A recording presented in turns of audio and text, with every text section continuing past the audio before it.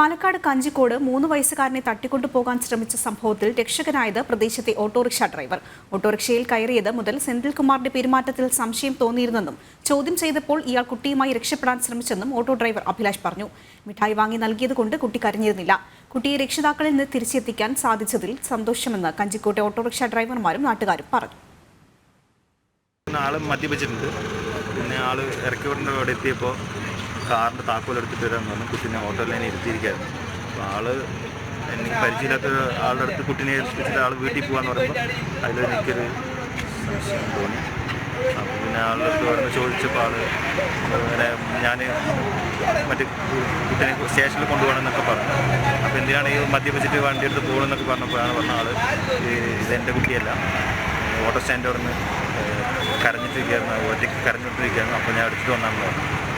അപ്പോൾ ഞാൻ പറഞ്ഞത് ശരിയല്ല, പിന്നെ നിങ്ങളുടെ അല്ലെങ്കിൽ പിന്നെ എടുത്തിട്ട് വരാൻ പാടില്ലല്ലോ, അങ്ങനെയുണ്ടെങ്കിൽ നിങ്ങൾ എന്നോട് അവിടെ നിന്ന് പറയാറുന്നില്ല എന്നൊക്കെ പറഞ്ഞു.